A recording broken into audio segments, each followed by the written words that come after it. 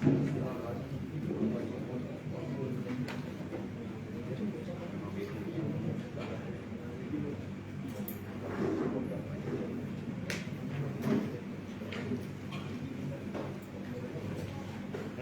juga lagi. Ha? Agak sejuk. Rehat dia dah bawa dah. Rehat. Tinggal Tinggal. Oh. tinggal tahu. Okey okey.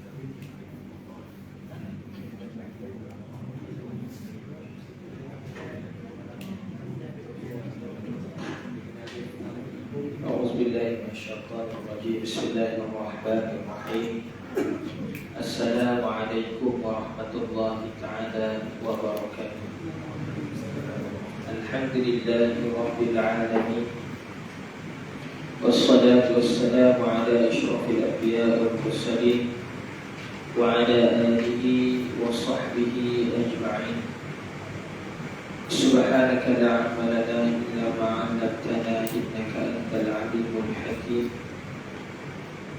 رب اشرح لنا صدورنا ويسر لنا أمورنا واحلل عقدة من ألسنتنا يفقهوا أقوالنا ربنا يسرنا ولا تعسر علينا يا كريم إلى حضرة النبي محمد مصطفى صلى الله عليه وسلم وعلى آله وأصحابه الكرام والتابعين وتبع التابعين ومن تبعهم بإحسان إلى يوم الدين وخصوصا لمؤلف هذا الكتاب شيخ عبد الرؤوف بن نورين البحجي حفظه الله تعالى ومشايخنا أجمعين ووالدنا الفاتحة أعوذ بالله من الشيطان الرجيم بسم الله الرحمن الرحيم الحمد لله رب العالمين الرحمن الرحيم مالك يوم الدين إياك نعبد وإياك نستعين اهدنا الصراط المستقيم صراط الذين أنعمت عليهم غير المغضوب عليهم ولا الضالين الحمد لله. Apa kabar semua sehat? Alhamdulillah. Kita meringkaskan kita tu sampai musim mana? 30. Ini perbahasan berkenaan dengan sifat-sifat Allah. Suara jelas kan? Clear? Dia dengar tapi clear kan? Mana butir itu dengar? Baik. Bismillahirrahmanirrahim. Kata pengarang Hafizahullah Ta'ala surat 30 sifat-sifat Allah Ta'ala. Ini kita masuk kepada perbahasan sifat 20 itu disyarahkan oleh para ulama kita Sunnah wal Jamaah, Asy'ariyah dan juga Maturidiyah.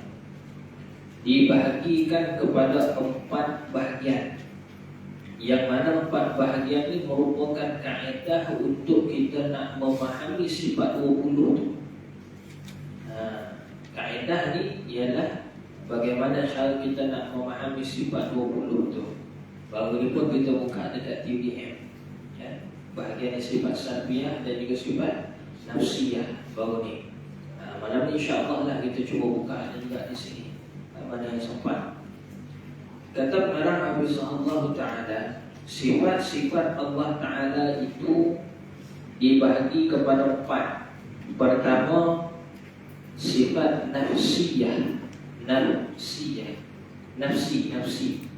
Nafsi ni makna sendiri. Boleh kita tulis itu sendiri, dibangsakan kepada diri. Nanti kita bahas dia punya syarah. Yang kedua, salbiyah. Mungkin kebetulan orang nama salbiyah kan. Maksud kat sini salbiyah ni iaitu sifat adamiyah, itu sifat yang menafikan.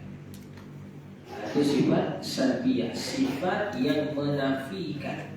Apa yang dinafikan nanti? Secara umum kita sebut sifat yang menafikan makhluk.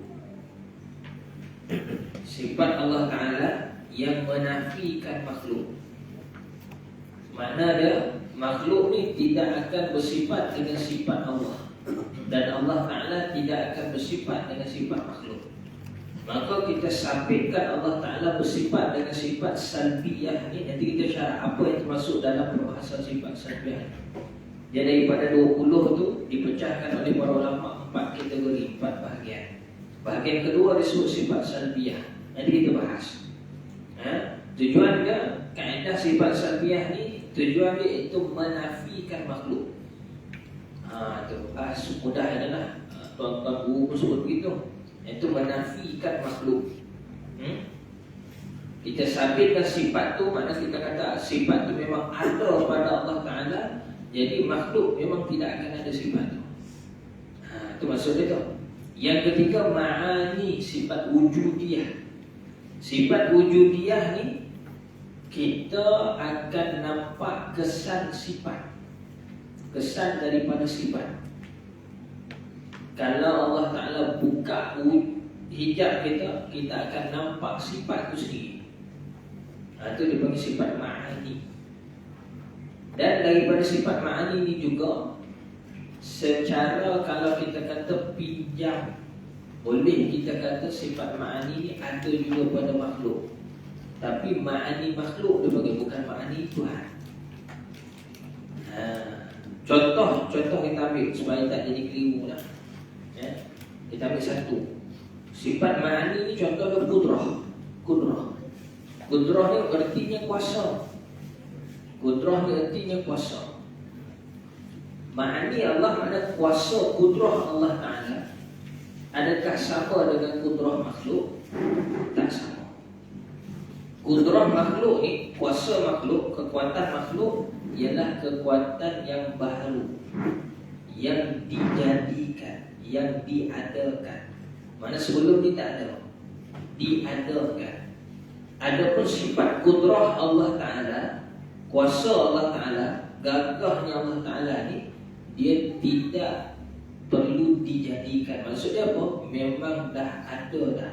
Sebagaimana zat Allah Ta'ala itu wujudnya qadim, iaitu ada sedia kada, begitu juga sifat-sifatnya itu juga ada sedia kada. Itu sifat ma'ani. Dan dengan sifat ma'ani ini juga nanti kita akan belajar, kita menolak pahaman yang disebut sebagai pahaman Mu'tazilah.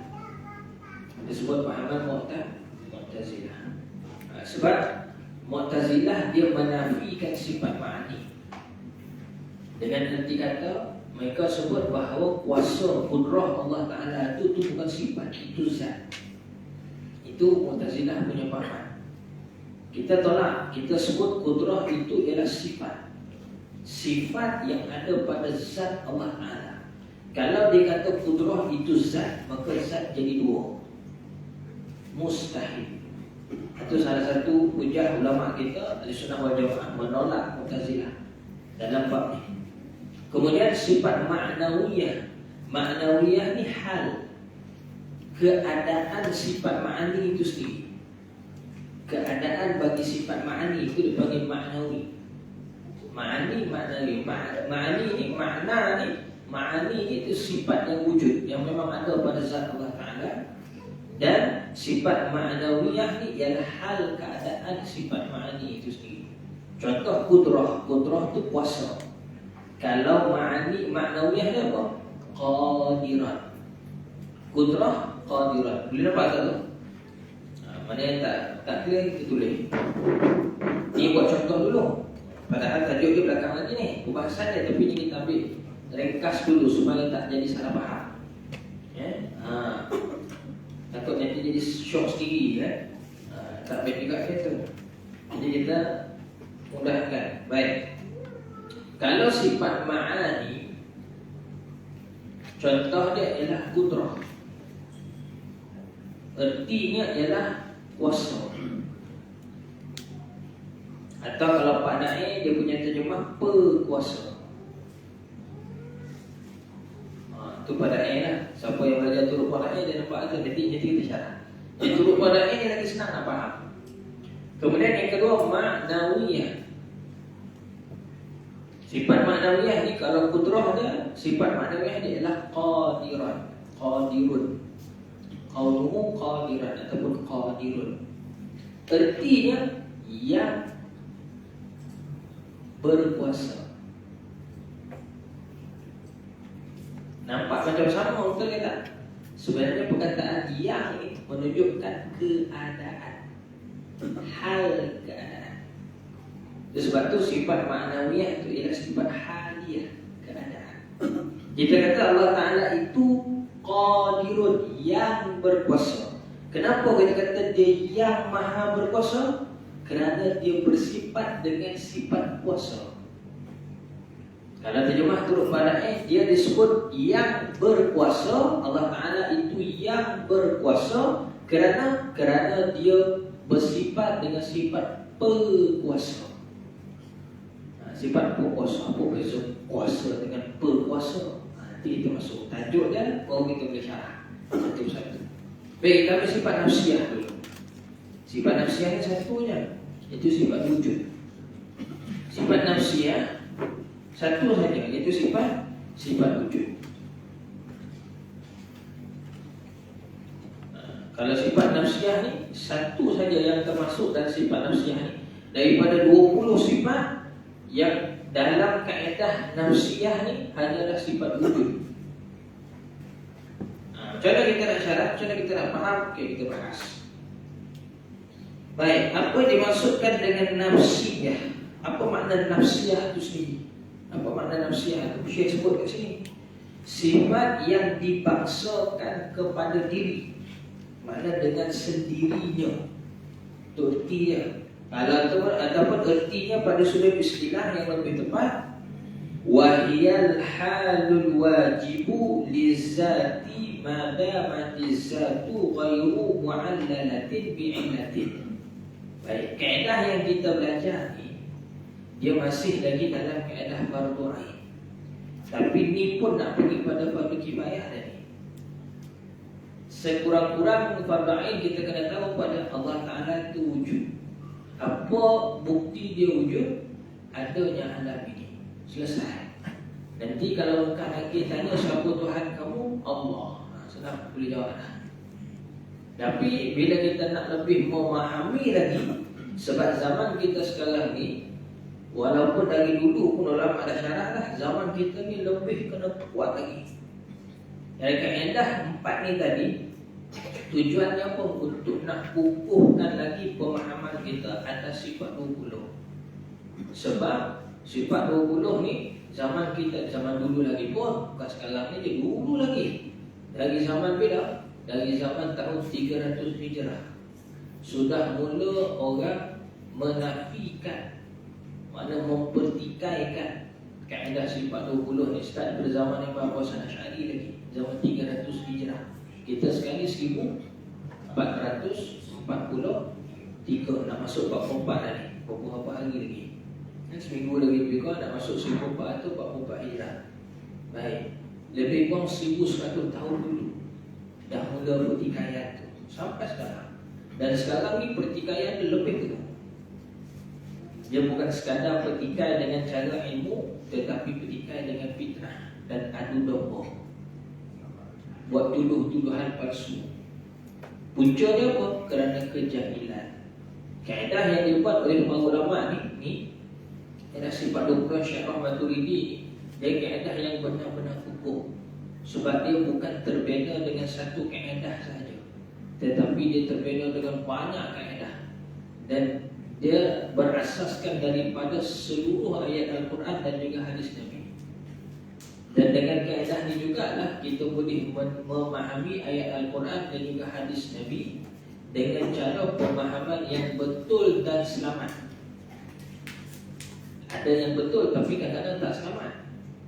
Dia betul dan selamat. Maksudnya selamat tu apa? Selamat dari sudut akidah, selamat dari sudut hukum hakam fiqh, dari sudut amalan, dan selamat juga daripada perhubungan kita, maksudnya akhlak mulia tu, tasawuf tu. Selamat dunia dan juga akhirat. Sebab dia bukan berdasarkan dengan satu kaedah sahaja. Baik, kita tengok lagi di sini. Apa makna hal? Apa makna nafsiyah? Nafsiyah iaitu keadaan yang wajib, hal yang wajib. Tak apa, kita ambil dulu terjemahan ni. Ustaz tak faham, tak apa. Memanglah kita baru baca dia punya terjemahan, belum kita tengok dia punya contoh. Sabarlah. Baik. Keadaan yang wajib bagi zat selama mana berkekalan zat yang keadaannya tidak dikeranakan dengan sesuatu kerana. Ini bahasa syekh ni bahasa lama ni. Dikeranakan dengan suatu kerana tu maksud apa?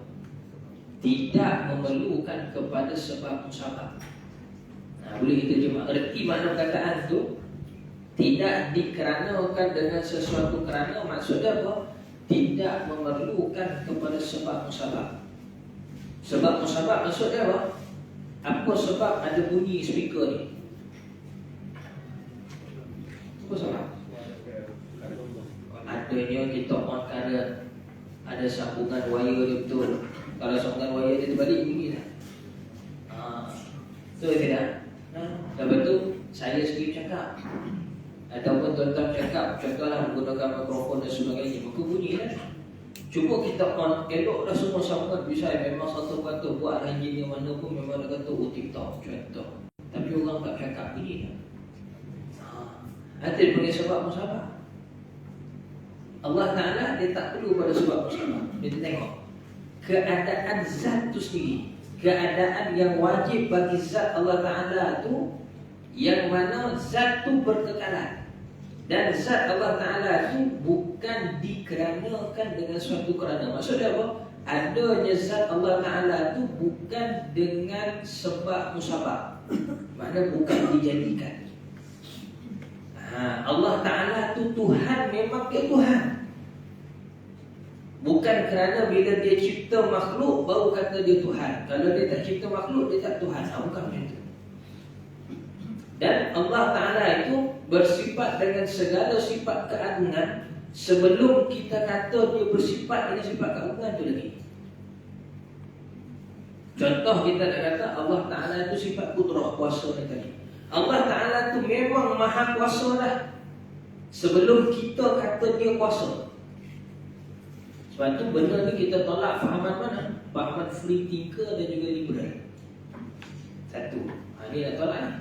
Contohnya macam ada baru tahun lepas ataupun 2 tahun lepas, kita ingat statement daripada satu figure dekat Malaysia ni, tak sebut nama. Mungkin tuan-tuan saya boleh tahu juga tu. Yang berbuang tu lah, berblond tu. Dia sebut apa? Allah tu kita kata dia, ni statement dia. Bukan saya mengambil statement dia. Statement dia sesat ni. Malah statement tu sebenarnya itu kufur, memang kufur. Kalau ikut betul, dia sebut hukum. Dia sebut apa? Allah tu kita kata dia Tuhan kerana kita rasa dia Tuhan. Kalau kita tak rasa dia Tuhan, so kita tak boleh kata Allah tu Tuhan. Tujuan dia cakap apa tu? Tujuan dia ialah untuk nak beri open minded kepada orang. Siapa nak mengaku Allah Ta'ala tu Tuhan, Tuhan. Siapa yang tak nak mengaku Allah Ta'ala tu Tuhan, dia tak mengaku, tak apa. Jadi agama ni atas pilihan. Betul lah kita sebut tidak ada paksaan dalam agama. Tak ada paksaan tu maksud dia apa? Orang non-Muslim kita paksa dia masuk Islam, tu tak boleh. Itu yang maksud ayat Quran la ikraha fiddin tu. Tidak ada paksaan. Maksudnya kita letak senampang apa, kau ucap tak ucap tembak, contoh, tu tak boleh. Tapi kalau dia dah Islam, dia murtad, itu kita boleh paksa. Malah ada hukuman hudud murtad. Kalau orang tu murtad, kita paksa dia bertaubat, suruh dia mengucap 2 kalimah syahadat, suruh dia tinggalkan benda statement ke perbuatan dia yang menyebabkan dia murtad tadi. Dia tetap ingkar, maka baru boleh dikenakan hukuman bunuh. Itu hudud untuk murtad. Tapi kita dekat Malaysia tak ada undang-undang tu. Tak sampai tahap tu lagi undang-undang kita. Hanya denda. Orang hina Islam, tengok. Kalau hukuman ini realiti berlaku.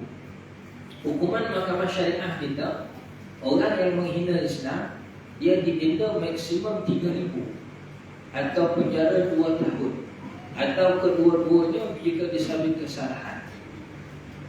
Sebab tu mana-mana kes yang menghina Islam, jarang sekarang ni kita dakwa dengan akta kita. Kita guna akta SKMM, akta komunikasi, iaitu satu statement dia ada dalam akta komunikasi, akta 98 nama dia. yang mana satu statement yang dicetuskan provokasi, menyebabkan berlakunya pergaduhan dalam masyarakat ataupun ketidakselesaan dalam masyarakat. Undang-undang itu kalau betul dia disabitkan kesalahan, dia akan didenda RM50,000, tidak melebihi RM50,000. Kita tadi undang-undang syariah berapa? RM3,000.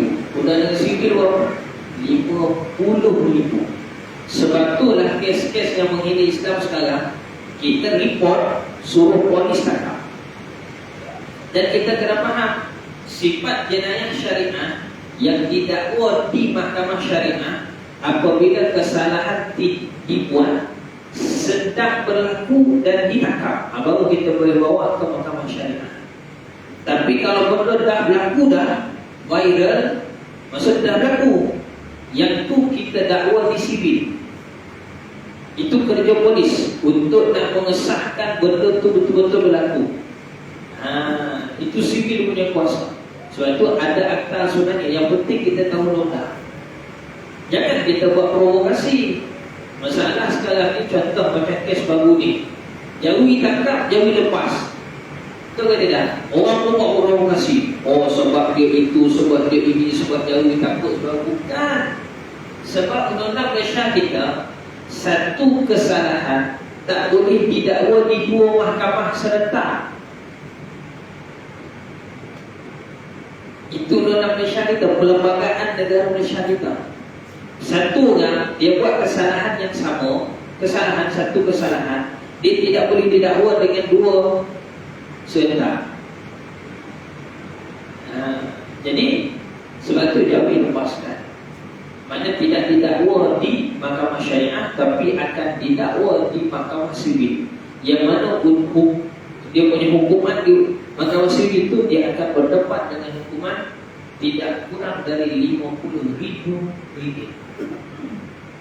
Atau berapa tahun penjara, saya tengok. Anda boleh tengok ke situ. Jadi besar lagi lah dunia dia punya reda terbagi yang tu lah. Macam tu. Jangan kita buat provokasi. Apa ni? Dia buat apa? Sentimen. Itu berlaku kat masyarakat. Cuma kita kena usaha supaya mahkamah syariah setara dengan mahkamah sivil atau mungkin lebih lagi. Baru kita boleh letakkan hukuman denda tadi itu 3 juta macam jadi masalah. Tapi benda tu kena bahas kat parlimen. Berusaha.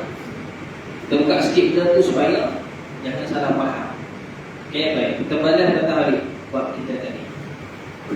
Hal wajib lisan mata mati satu mughayru mu'allatin bi'illatin. Tengok. Siti Kasim kata, sebutlah. Dia menyebutkan bahawa Allah itu jadi Tuhan sebab kita berasa dia Tuhan. Padahal salah. Dia tu Tuhan sebelum kita kata dia Tuhan lagi. Bukti dia, siapa dulu? Dia dulu ke kita dulu? Yang pencipta ada dulu ke ataupun yang dicipta ada dulu? Mesti pencipta ada dulu baru jadi ciptaan, betul ke tidak?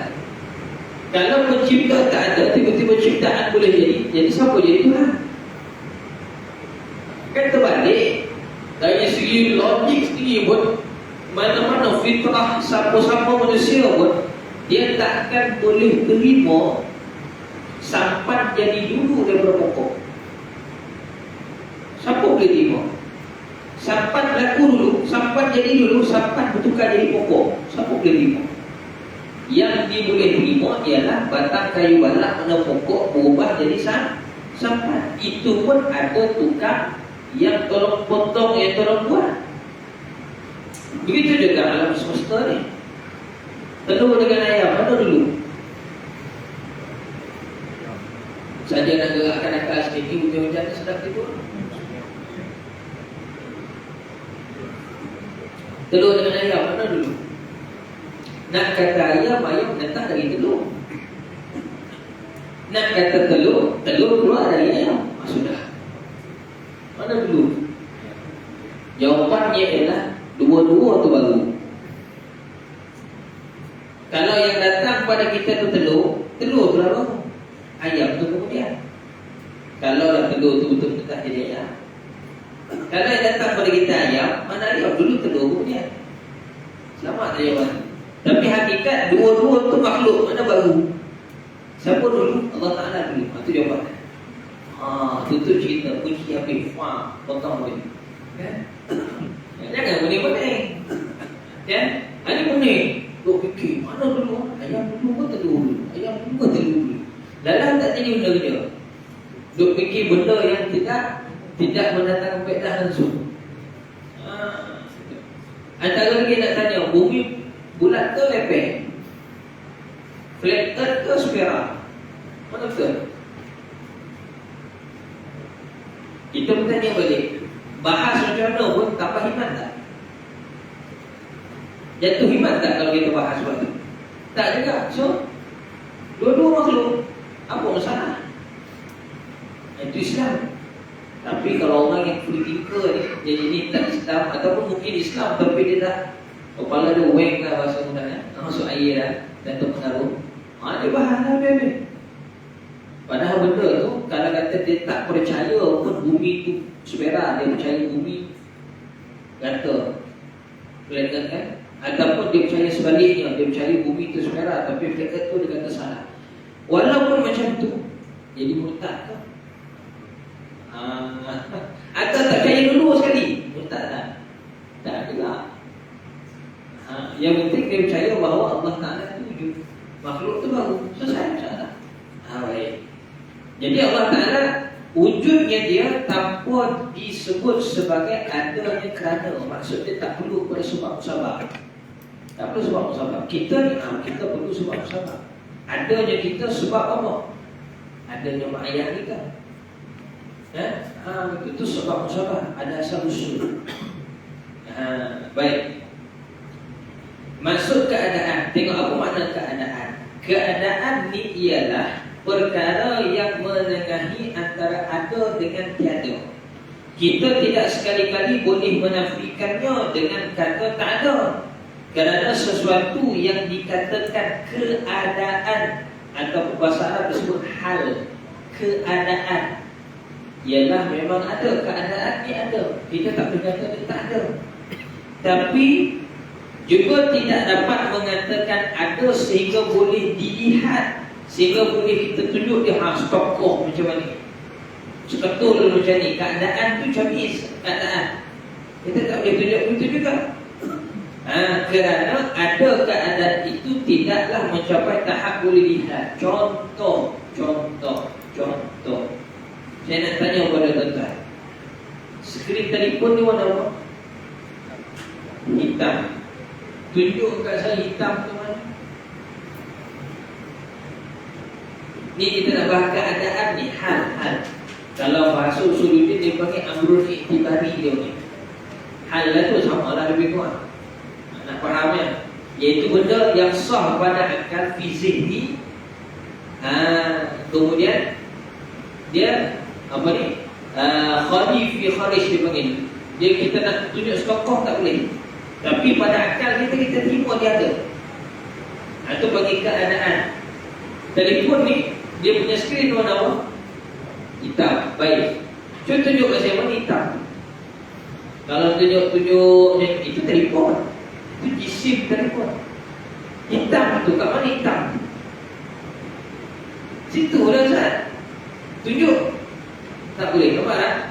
Jadi itu bagi keadaan, sifat hal. Itu hal, keadaan. Telefon ni, dia ni nama dia telefon. Sebab apa? Nama dia telefon. Jisim dia ni lah, jisim dia ni. Jisim dia ni. Bentuk dia, ukur bentuk dia ni kan. Betul kan dia tak?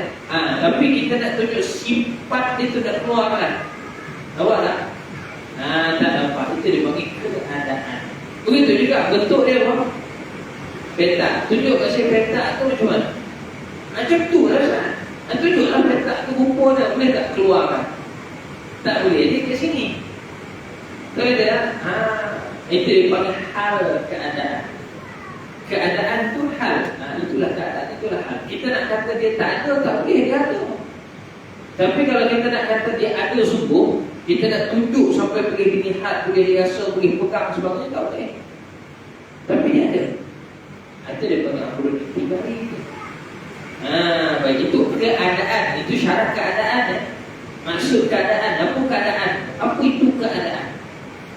Hal, keadaan, kejadian. Begitu. Misalnya keadaan ada pada diri Ahmad. Contoh seorang budak nama dia Ahmad. Dia ada.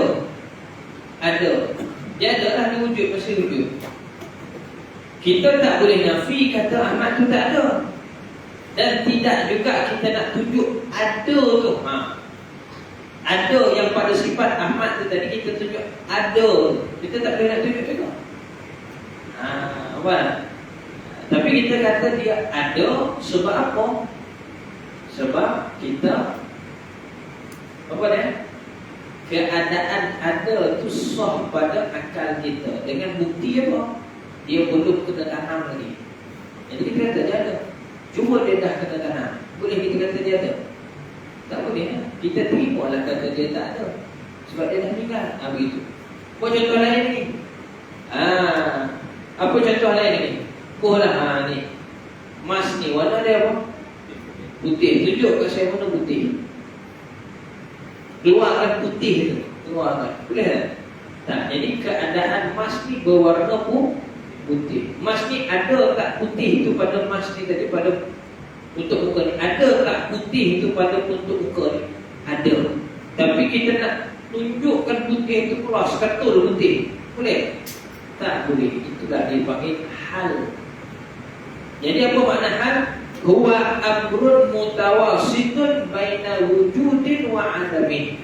Dia ialah satu keadaan, satu perkara yang menengahi, makna tengah-tengah antara ada dengan tak ada. Dia tengah-tengah. Itu bagi amrun iktibari. Iktibar ada. Macam mana kata iktibar ada? Sah kita nampak dia duduk pada jisim, tapi nak tunjuk dia, itu tak boleh. Nak tunjuk keluarkan seketul, itu tak apa. Apa sekalipun, sekali kita ada banyak contoh ni. Apa pun. Satu contoh saya buat tadi, warna. Itu iktibari. Warna. Sebab hakikat dia putih itu kita nak tunjuk dia seketul, tak apa. Begitu. Allah sekarang tengok lagi. Keadaan itu juga sebelah sekali-kali tidak berpisah daripada zat. Keadaan ni dia takkan berpisah daripada zat. Keadaan pada sifat yang pada zat ni tadi dia takkan pisah. Dia memang wujud pada zat. Misalnya ada diri Ahmad, maka wujud atau ada diri Ahmad itu adalah merupakan suatu keadaan yang tidak boleh dinafikan sekali-kali daripada diri Ahmad. Kerana jikalau dikatakan Ahmad tidak mempunyai sifat ada, mana tidak mempunyai sifat wujud, nescaya Ahmad itu telah tiada, nescaya dia dah mati.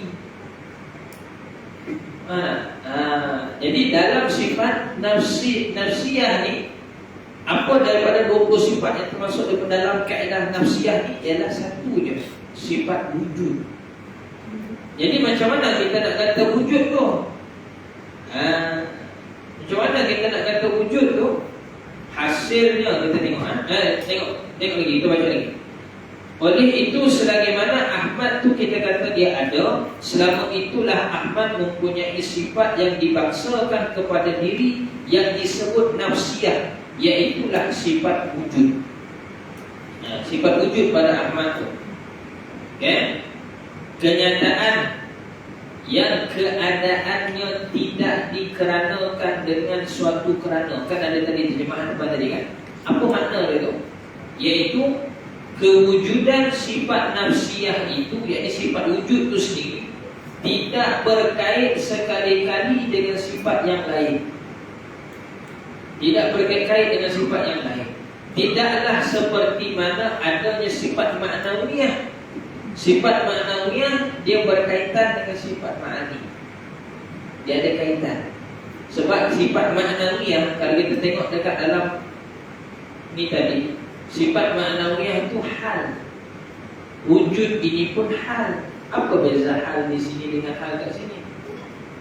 Apa beza hal nafsiyah dengan hal yang ada dekat sifat ma'nawiyah? Bezanya ialah sifat nafsiyah, hal dia tidak dikeranakan dengan suatu kerana. Mana tak ada hubung kait dengan yang lain-lain. Tapi maknawiyah dia ada hubung kait dengan ma'ani. Kalau sifat ma'ani itu tak ada, maka sifat maknawiyah pun tak wujud. Itu betul. Dia ada hubung kait. Sebab tu saya sebut tadi, Allah Ta'ala itu yang berkuasa. Maknanya kenapa? Kerana dia bersifat berkuasa, atau kerana dia bersifat sifat kuasa. Nampak tak? Jadi dia ada hubung kait. Tapi wujud, kita kata dia yang wujud sebab dia wujud. Betul ke dia tu? Tak tahu. Jawapan dia pada Allah Ta'ala wujud. Memang dia wujud. Cuma macam mana wujud Allah Ta'ala? Maka ulama Maturidi, Imam Abu Mansur Maturidi mengatakan wujud Allah Ta'ala itu ialah dengan wujud. Sifat wujud tu ialah hal, amrun iktibari dia panggil. Ialah hal ataupun keadaan diwujud. Jadi wujud tu ialah sifat keadaan tu, keadaan wujud tu. Itu menunjukkan wujud pada satu. Itu apa yang disebut oleh Imam Maturidi. Itu macam apa? Hasilnya perlu diingat, wujud Allah Ta'ala dan wujud makhluk adalah berbeza sama sekali. Kenapa? Kerana wujud makhluk dia ada sebab musabab. Wujud Allah Ta'ala tak ada sebab musabab, tak ada punca kejadian. Kita manusia apa punca kejadian kita? Kita dibuat daripada apa? Tanah berkembang biak dengan air mandi. Jadi kita ni sebenarnya hakikat dia asal tanah ke air mandi? Sudah. Cuba jawab sikit. Kita ni Ni kita ni. Jangan tengok orang lain, tengok kita. Ni masing-masing lah, ni masing-masing. Kita ni sebenarnya tanah ke air mandi? Jawab saja. Tak jawab tanah. Tak juga, aku dulu bertanah tu. Nak kata air mandi, macam lebih air mandi ke? Jawapan hakikat dia ialah kita ni dari saripati tanah dalam bentuk air mandi. Bukanlah kita ni daripada setokoh tanah. Sebab yang betul dijadikan daripada tanah itu ialah Tok Adam dengan Nenek Hawa kita. Itu pun ada juga yang bahas. Siti Hawa, isteri kepada Nabi Adam tu, nenek kita, nenek Hawa kita tu. Ada juga ulama yang bahas sebenarnya bukan juga hakikat tanah, sebab dia dari musuh. Setelah jadi Nabi Adam, dicabut usus Nabi Adam tu buat Siti Hawa. Jadi yang betul-betul dari tanah siapa? Nabi Adam. Yang betul-betul asli dari tanah. Maknanya Allah Ta'ala perintah malaikat ambil tanah, tumpukkan, buat bentuk Nabi Adam, tiup roh. Jadi Nabi Adam. Itu Nabi Adam. Kita ni manusia, kita daripada saripati tanah. Yang itu, iaitu dalam bentuk air mani. Itu hakikat sunahnya. Jadi kalau nak kata kita daripada tanah, boleh jugalah. Bukan kata salah. Ingat saya tak kata salah. Secara awam, umum kita sebut, kita boleh sebut kita dari air mani. Kita juga boleh sebut kita daripada tanah. Boleh juga. Secara awam, umum. Tapi bila secara ilmu dia betul, kita ni bukanlah hakikat betul-betul daripada satu tanah tu, tetapi dari saripati tanah. Iaitu dengan cara air mani. Tengoklah agak-agak kita ni kecil besar. Tapi kenapa tak ia tak muka jadi takabur lebih pula? Wa'alaikumsalam. Kita kena sedari itu. Sebab tu kalau belajar ilmu akidah betul-betul, mutafid betul-betul, dalam ilmu tauhid dia juga ada tasawuf, dalam tauhid dia ada juga fiqh. Semua tiga tu dia saling berkait sebenarnya. Jangan kita kata tauhid je, fiqh je, tasawuf lain, dia jadi satu ilmu lain pula. Tak, dia sebenarnya asas sama. Cuma cara bagaimana kita nak mengguna pakai dia, nak amalkan dalam kehidupan, itu saja bisa. Jangan asing-asingkan. Dia sama sebenarnya, cuma ulama bahas tu supaya nampak perbahasan tu tadi lebih menjurus dalam bidang apa. Itu sebenarnya. Tapi hakikat sebenarnya semua tu sama. Semua tu adalah daripada sumber ilmu yang sama, iaitu Al-Quran dan juga hadis Nabi sallallahu alaihi wasallam. Baik. Contoh-contoh di sini, contoh yang disebut tadi, Ahmad lah, saya bagi tahu, Mas lah, telefon lah, apa lagi, bubuh lah, bubuh. Contoh-contoh yang lain mungkin terfikir dalam akal kita tadi kan, daun tu hijau. Kalau daun tu hidup, jadi hijau tu apa? Hijau tu sifat wujud bagi daun tu. Bukti kata zat daun tu ada ialah sifat wujud dia. Apa wujud dia? Bukti dia hijau. Baik, hijau tu kau nak keluarkan stokoh hijau, seketul dia tak boleh. Itulah hal. Kalau daun tu mati, warna apa? Coklat. Baik, keluarkan coklat tu jadi seketul, boleh tak? Coklat makan tu dia dah seketul. Itu pun coklat makan tu asal dia daripada coklat tu lah. Coklat bar lah. Saya tak? Warna coklat tu kita keluarkan jadi seketul, boleh tak? Tak boleh. Jadi dia untuk menempel kat situ. Itu yang kita bahas sebelum ni dulu. Apa makna sifat? Sifat ni sesuatu yang bergantung pada zat. Mana dia duduk pada zat. Jadi tengok balik, tak ada sifat. Surat 28 kan 27. Tiap-tiap sesuatu yang berdiri pada zat. Mana yang ada pada zat. Kalau kita ni jisim, kita ni makhluk jisim kan. Jadi sifat makhluk ni dipanggil arad. Arad makhluk ni duduk pada jisim, ataupun sifat makhluk ni duduk pada zat makhluk tu. Jadi kita ni menempel. Sifat kita ni menempel. Begitu. Baik. Allah Ta'ala hanya mempunyai satu sahaja sifat nafsiyah, iaitu wujud. Artinya ada Allah Ta'ala. Disebut juga sifat nafsiyah sebagai sifat subutiyah, iaitu hal ataupun keadaan yang sabit pada zat. Keadaan yang sabit ataupun yang tetap tersebut adalah sifat pada pendapat Imam Fakhrul Razi Ar-Razi dan juga Imam Al-Maturidi. Jadi Imam Maturidi dengan Imam Fakhrul Razi Ar-Razi dia sebut apa? Wujud tu apa makna wujud? Ialah keadaan yang tetap, keadaan yang ada pada zat tu. Selagi mana zat tu ada, maka wujud dia tu ialah keadaan zat tu sendiri. Jadi itulah sifat wujud pada pahaman Imam Maturidi dan juga Imam Fakhrul Ar-Razi. Maksud hal yang sabit ataupun yang wajib bagi zat, sebagaimana keterangan yang tersebut dahulu pada maksud keadaan. Pada maksud keadaan. Awak nak kita nak kata tak ada, tak boleh. Nak kata ada sampai kita boleh tunjuk, tak boleh juga. Allah Ta'ala ada tak? Ada. Itu yang kalau orang dia masih lagi fikir Allah macam makhluk, maka dia akan tanya, di mana Allah? Macam mana rupa bentuk Allah? Soalan tu sebenarnya akan keluar daripada mulut orang yang masih menyamakan kewujudan Allah sama macam kewujudan makhluk.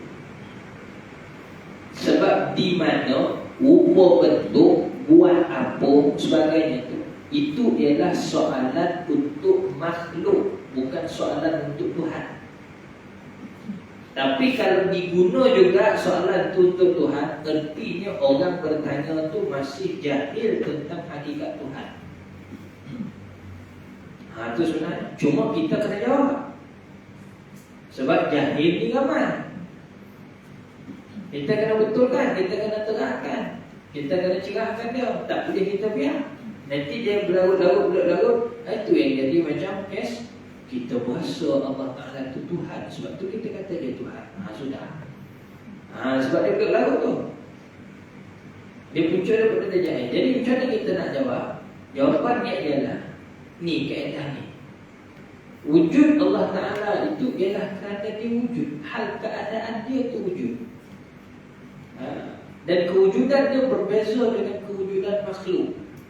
Jadi soalan kau tanya di mana Allah, apa rupa Allah, apa Allah Ta'ala buat, soalan tu sebenarnya tak betul. Kita jawab itu.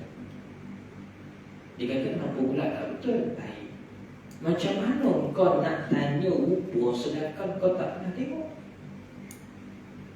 Yang boleh kita tanya rupa ni benda kita pernah tengok. Betul ke dia? Contoh saya nak tanya tuan-tuan, rupa lembu tu macam mana?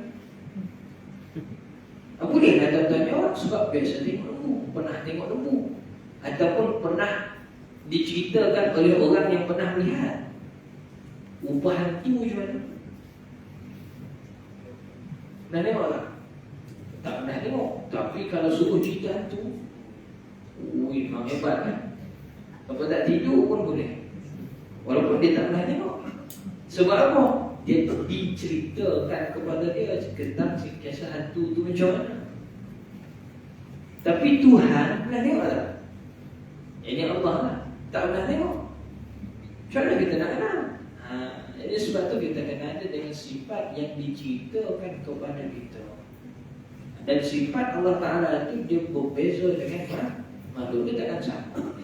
Baik. Dengan lain ibarat dikatakan sifat yang mawujud, yakni yang ada dalam fikiran dan tiada mawujud di luar fikiran. Ini sebut tadi. Dia iktibari, sah fi zihni. Tapi khaliyun fi khalish, itu kaedah ulama. Dalam akal ada, tapi luar fikiran, kalau kita nak tunjuk serupa tak boleh. Macam mana kita nak kata Allah Ta'ala itu ada, yang kita kata sah dalam fikiran kita, kita tengok bukti. Bukti. Kita kata dia ada. Kita kata Allah Ta'ala itu ada. Bukti dia apa? Adanya alam ini. Bagaimana alam ini boleh tercipta sedangkan tak ada yang cipta? Mesti ada yang mencipta. Siapa yang cipta? Allah. Kalau Allah tak wujud, mana Allah tak ada, macam mana alam ini boleh ada? Tapi ada juga orang yang pusing balik. Itu sebab kau kata Allah Ta'ala yang ciptakan. Kalau aku, contoh orang kata, kalau aku kata dewa itu yang ciptakan, so dewa itulah yang ada, bukannya Allah yang ada. Aku sembah dewa itulah. Jawapan kita. Jawapan kita.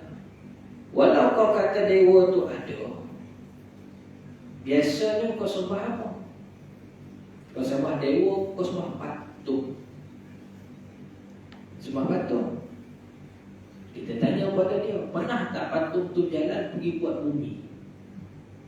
Dia bergerak pergi buat bumi. Nak dia tu pun orang buatkan. Betul tidak? Tukang batu, tukang kayu, okay, bentuk dia sebagainya pun jadi bentuk tu. Tapi dia nak buat bentuk dia sendiri boleh tak? Tak boleh. Jadi dia lemah lah. Lemah. Allah Ta'ala dia tak perlu pun kepada orang buat, dia memang ada. Dia jawab begitu. Itu antara satu lagi lah saya macam kita nak hebat. Jangan marah. Dia marah tak apa, jangan kita marah. Ini tak dapat. Orang tanya tak dapat jawab dah. Okey, tak tahu tu. Tak jadi. Okay? Jangan sesinggung kan. Kalau tak dapat juga jawab, kita senyap. Qalu salam. Selamat kita, selamat dia juga. Dia selamat sebab tak akan tumbuk dengan kita. Kita selamat sebab kita nak takut salah jawab. Itu kita selamat. Boleh faham kan? Masya-Allah. Itu saya sebut tadi. Ni dia ada takat pada ain dia, ada juga takat pada kifayah dia. Mana takat pada kifayah dia tu? Kita guna kaedah tu nak buat perhidupan. Itu pada kifayah. Itu bukan pada ain, bukan semua orang kena debat. Faham ya? Saya bukan ajar ilmu untuk pergi nak berdebat melawan tubuh orang, bukan. Guna faham dulu. Mudah-mudahan bila kena soalan-soalan tu pada kita boleh jawab. Kita boleh jawab. Atau paling kuat aku senyap tapi aku nafikan apa yang dia faham tu. Itu paling kuat. Begitu. Baik. Bermaksud akal memutuskan ada sifat nafsiyah, iaitu sifat wujud Allah Ta'ala, dan jikalau dibukakan hijab di akhirat, kita tidak akan nampak sifat tersebut pada Allah Ta'ala. Yang kita nampak ialah zat itu sendiri.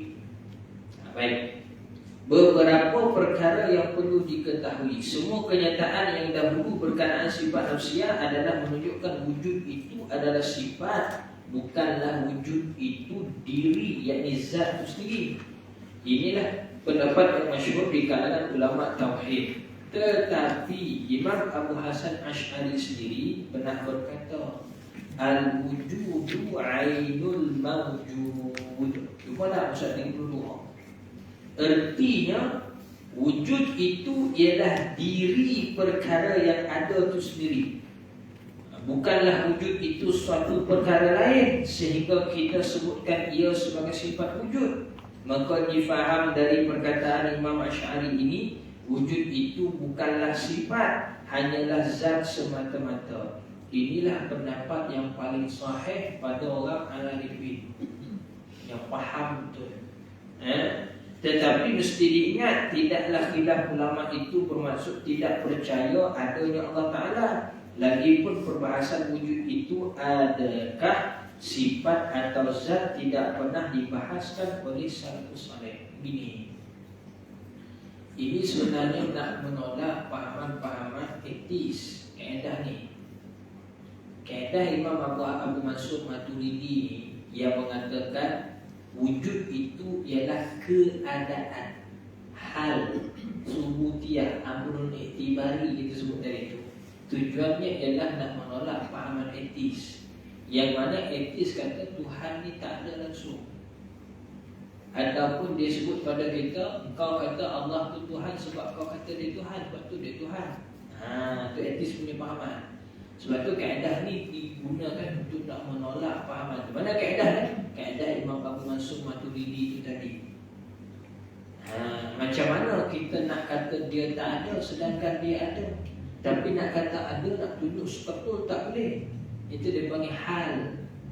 Amrun mutawassitun bainal wujud wal adam. Dia antara ada dan tak ada, dia pertengahan. Itu bagi keadaan. Boleh nampak sebenarnya? Adapun hakikat sebenarnya, kalau kita tengok pada pendapat Imam Abu Hasan Asy'ari, ini lebih tepat lagi. Wujud itu ialah zat itu sendiri. Tapi ala kulli hal, hasilnya kedua-dua pendapat ini bila digabungkan oleh ulama-ulama mutaakhirin, antara disebut oleh Imam Sanusi dalam Ummul Barahin, antara disebut oleh ulama-ulama yang lain lagi, Imam Syarqawi, Imam Hudhudi, Imam Jawharatul Imam Ibrahim Laqani dalam Jawharatul Tauhid sebagainya, dan ulama-ulama Melayu kita pun ada bahas juga. Hasilnya apabila digabungkan dua pendapat ini tadi, sama ada Imam Abu Hasan Asy'ari yang mengatakan wujud itu zat itu sendiri. Imam Abu Mansur Maturidi kata wujud itu ialah hal, jadi sifat hal. Adapun Imam Abu Hasan kata wujud itu zat. Hasil dia bila kita gabung dua-dua pendapat ni tadi, tak ada pun sebut bahawa Allah Ta'ala itu tak wujud. Itu hasilnya.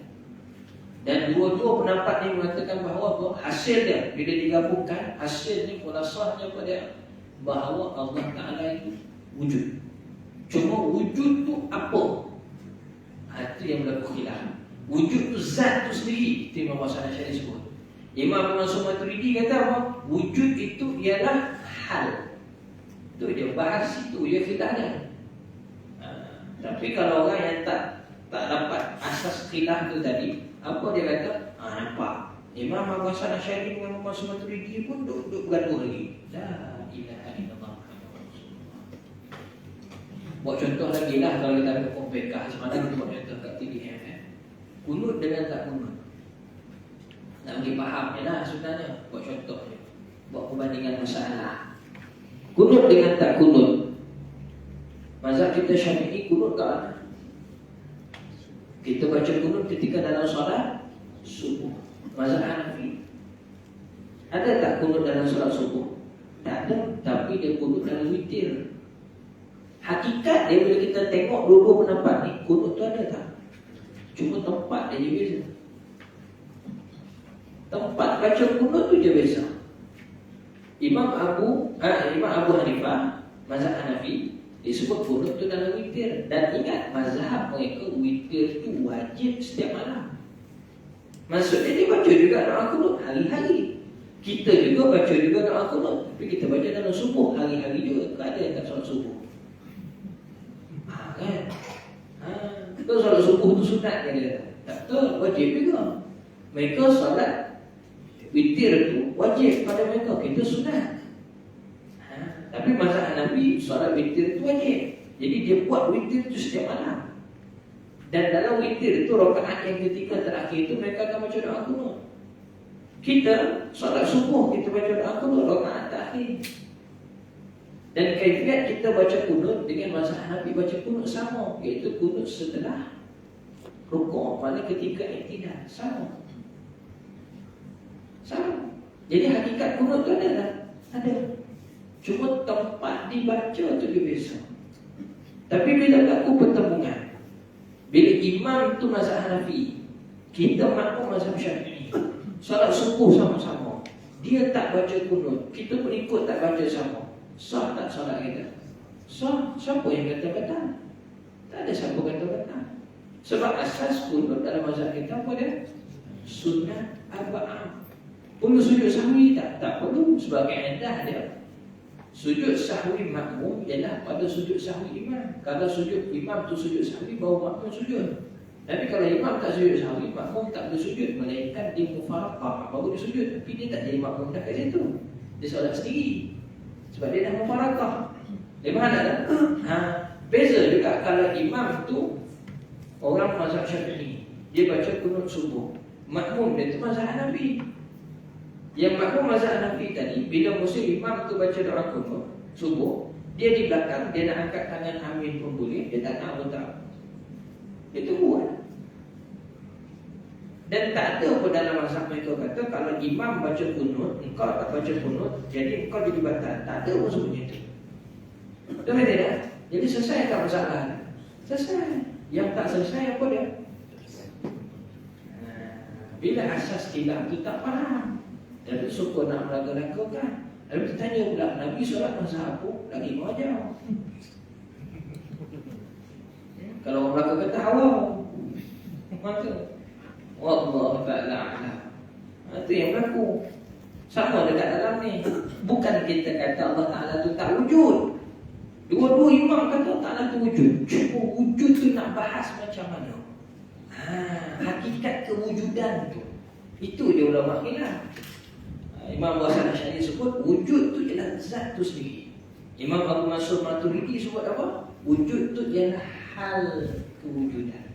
Hakikat dia wujud. Dulu kata wujud. Itu je biasa. Boleh sama setakat tu. Kesimpulan, setiap mukallaf tidaklah wajib mengetahui adakah wujud itu sifat atau zat. Nampak Syekh sebut sini. Setiap mukallaf dia tak wajib pun nak tahu wujud tu zat ke sifat. Tak wajib, sebab tu dah masuk fardu kifayah. Orang yang terjun dalam bidang ilmu usuluddin dan ilmu tauhid tu baru dia kena belajar itu. Dia kena faham. Saya nak syarah malam ni pun saya kena faham dulu. Kena lepas dulu kat tu. Kalau kata tak faham malam ni pun saya tak cerita benda ni kat tuan-tuan. Sebab kalau saya cerita nanti dia salah faham. Saya salah, tuan-tuan salah, itu sesat, menyesatkan tu tak boleh. Alhamdulillah, syukur kita kepada Allah Ta'ala.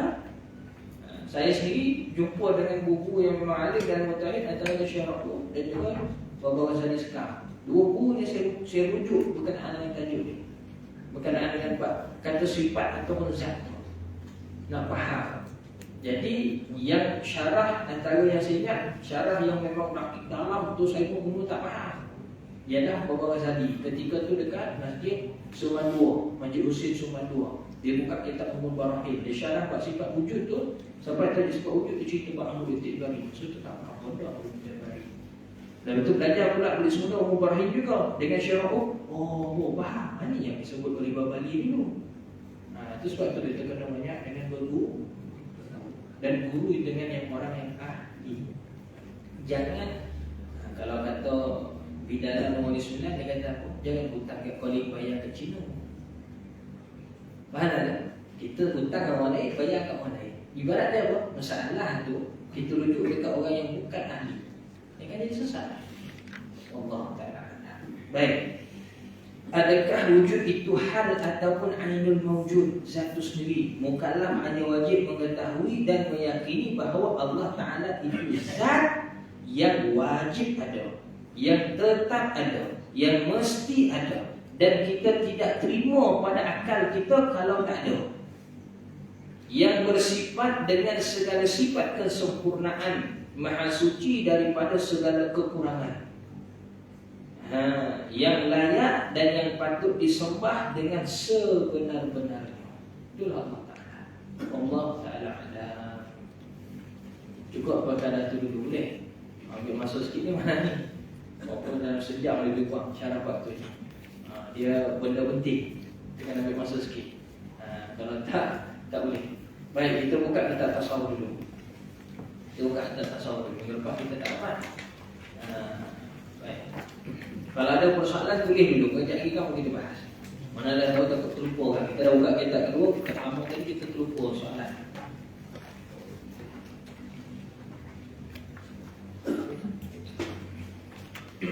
Baik, pusat apa? Kau ingat, kamu dah kita tak tahu ni. Lagi kita kena buka lagi. Takut minggu depan atau minggu sekali lagi tak ada. Sebab minggu depan ada sambutan Mak Hijrah dengan PBZ. Kami tengok dulu keadaan macam mana. Minggu sekali lagi itu kita sabar. Nanti boleh mulakan kejap lagi, InsyaAllah. Minggu sudah 13.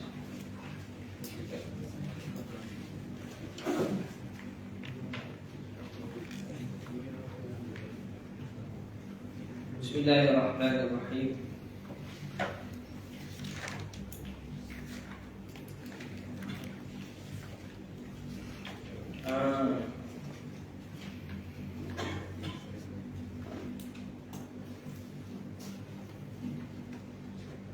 Surat 13 bagi nombor 2 kan. Nombor 2 di atas. Jumpa surat 13 lagi. Kita masih ni dah habis dah ni perbahasan berkenaan dengan fasal yang ketiga menyatakan bab lidah, ni bab cakap. Bab cakap. Akan datang kita masuk bab tajuk perut. Jadi perut ni tajuk bab makanan. Kita tengok nanti insya-Allah. Bismillahirrahmanirrahim. Kata pengarang rahimahullah ta'ala, kata Syekh Qadir Al-Mandili dalam kitabnya ni, kitab Penawar Bagi Hati. Pada sehinggalah katanya, dan hendaklah engkau ingat akan bahawasanya perkataan yang baik itu mendatangkan petunjuk bagi segala anggota. Dan perkataan yang jahat itu menyebabkan atau mensebabkan akan jahat segala anggota. Telah menceritakan oleh Abu Sa'id Al-Khudri radhiyallahu ta'ala anhu bahawasanya manusia itu apabila berpagi-pagi bersegera oleh segala anggota semuanya kepada lidah, dan berkata semuanya baginya, menuntut oleh kami akan dikau dengan nama Allah bahawa engkau betul atas petunjuk, kerana bahawasanya engkau juga bahawasanya engkau jika engkau lurus nescaya kami lurus, dan jika engkau bengkok nescaya kami bengkok. Dan berkata oleh Malik bin Dinar rahimahullahu ta'ala, apabila melihat engkau akan keras pada hati engkau dan lemah pada badan engkau dan tertegah pada rezeki engkau, maka ketahui olehmu bahawasanya engkau telah berkata-kata pada barang yang tiada memberi manfaat akan dikau. Baik, ingat balik. Ini sebut berkenaan dengan bab masalah lidah. pesanan yang dinakal oleh Syekh dekat dalam ni, bahawa kita kena jaga lidah kita. Kenapa? Kerana bahawasanya perkataan yang baik, mana percakapan kita yang baik, mendatangkan petunjuk bagi segala anggota. Baik, kita nak kena faham, orang yang kalau kita kata dia tu takabur, kita akan nampak takabur hati dia tu pada mana? Pada lidah. First kita akan nampak pada percakapan dan cara dia cakap tu. Perkataan yang keluar, intonasi, pilihan perkataan yang dia cakapkan tu, gaya dia cakap, ya? Kita akan nampak kat situ. Dan akan terzahir juga pada anggota badan dia yang lain. Cara berjalan, cara berdiri, cara pegang sesuatu akan terzahir juga. Cara memilih muka dia, tu kita kena jaga. Benda tu sebenarnya berlaku juga pada kita. Jangan kita tengok orangnya kita judge orang. Sebenarnya benda tu berlaku pada kita. Kita kena perasan, kita kena lihat.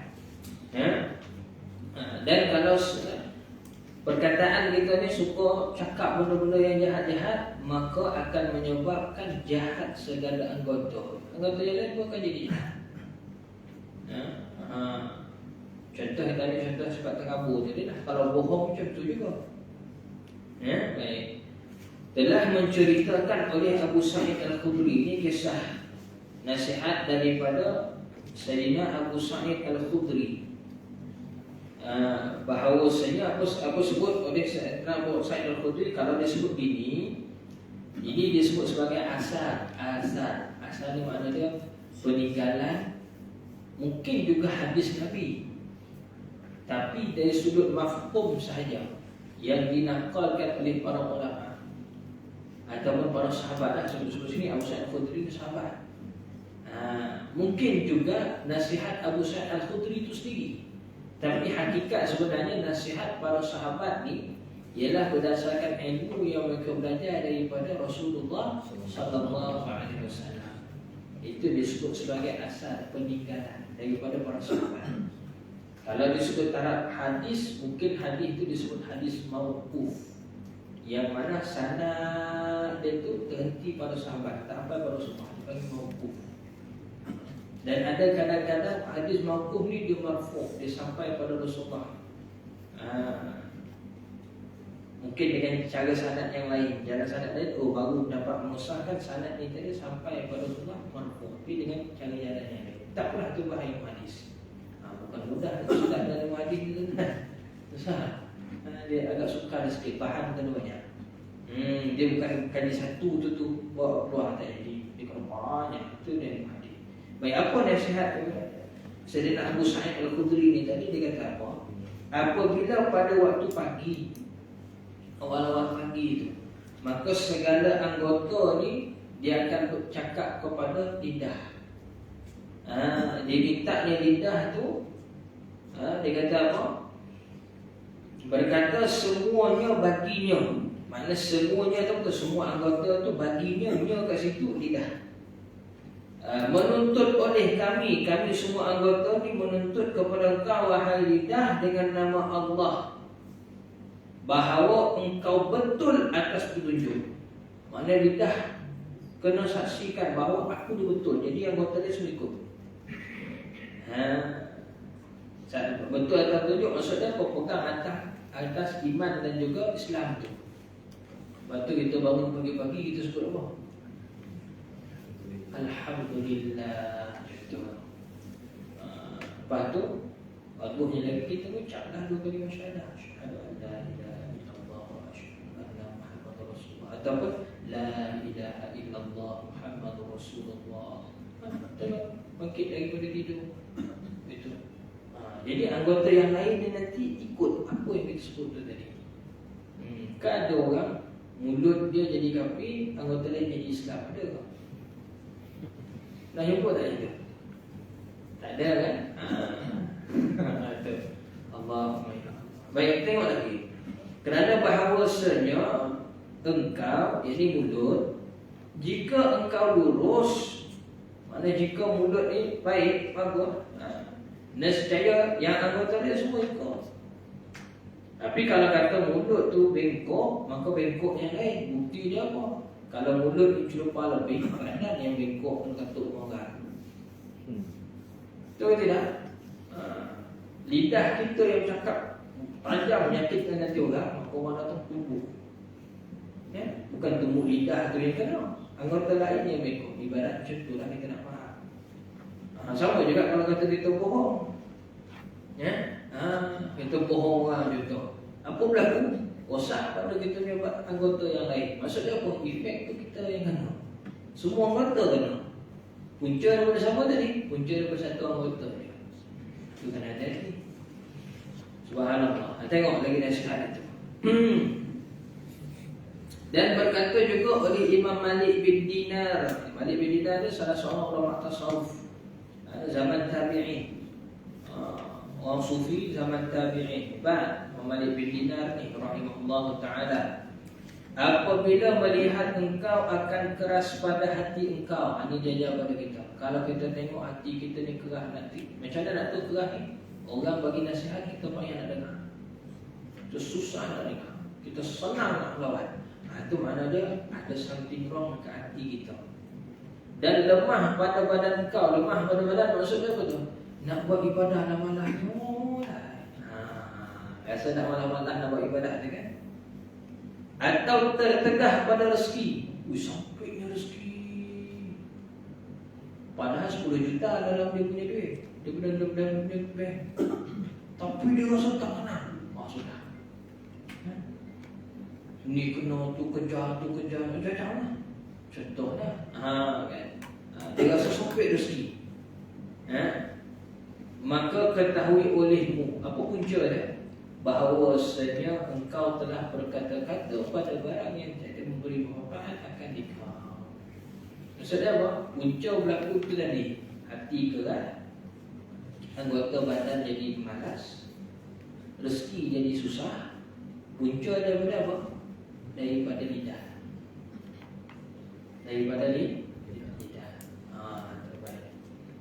Kita habiskan ni. Dan ketahui olehmu bahawasanya perkataan engkau itu ada kalanya taat atau maksiat, atau yang harus, yang sia-sia. Perkataan yang kita cakap ni ada kalanya jadi ibadah, ada kalanya jadi dosa. Ada kalanya benda tu baik kita sebut harus, ada kalanya sia-sia kita sebut. Maka jika ada ia taat seperti menyuruh dengan mengerjakan kebajikan dan melarang daripada kejahatan, maka padanya pahala yang besar-besar. Dan jika ada ia maksiat, ini contoh syaitan, maka padanya seksa yang tiada engkau kuasa menanggungnya. Ini pesanan daripada Syekh. Sama-sama kita ambil. Jadi jaga lidah kita. Sabda Nabi SAW, wa hal yaktubun nasa ala wujuhihim aw manakhirihim illa hasaidu alsinatihim. Artinya, dan tiadalah mensebabkan akan manusia atas mukanya, ataupun mensembamkan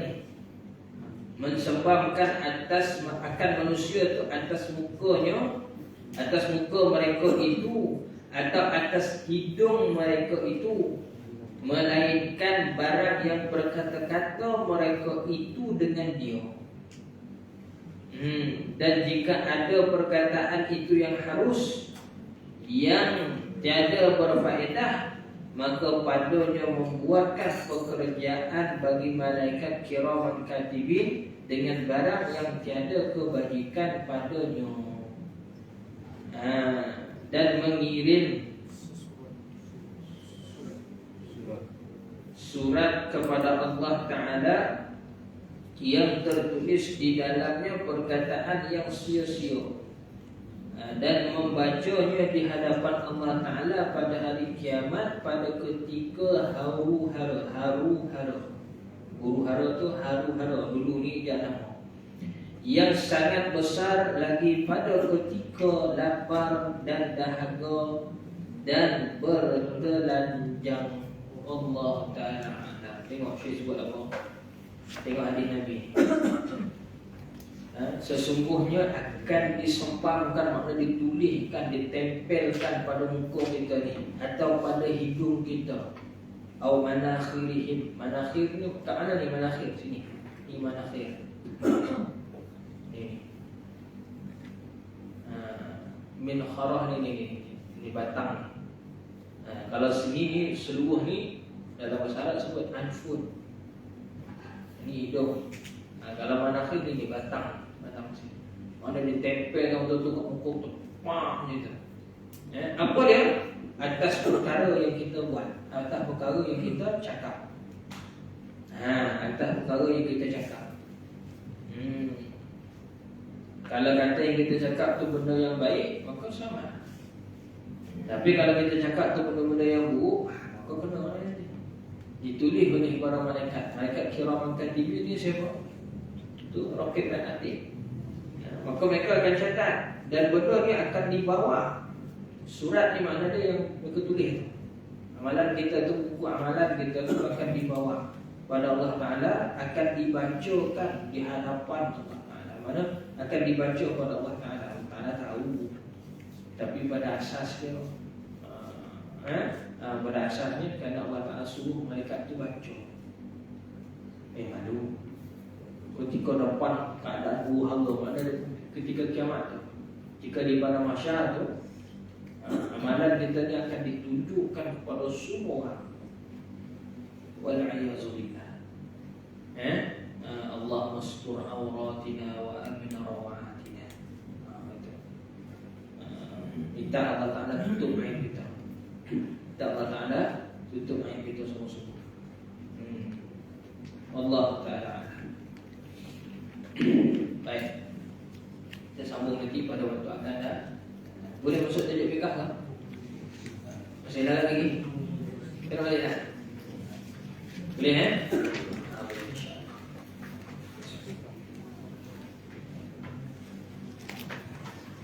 Kita bahas tajuk apa lah?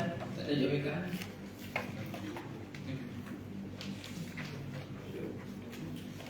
Minggu lepas perkara-perkara mewajibkan mandi kan? Ingat saya lah. Ini kita ambil rekatnya mana ni? Rekatnya mana insyaAllah. Mereka kalau ada soalan lah, soalan banyak aja ni.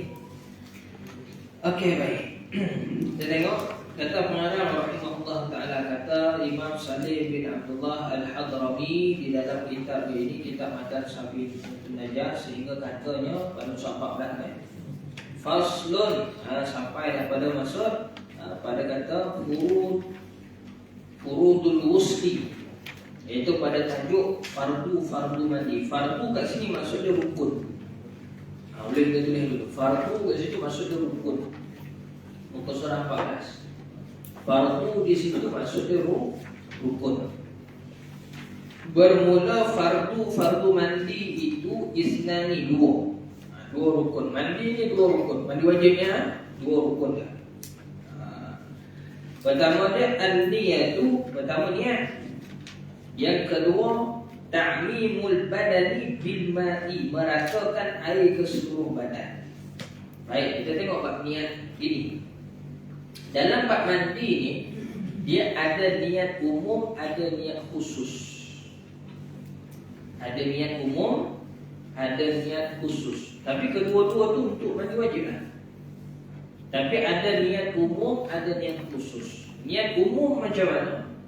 Nawaitu raf'al hadasi akbari lillahi ta'ala. Itu niat umum. Kerana boleh tulis sana, tulis sikit.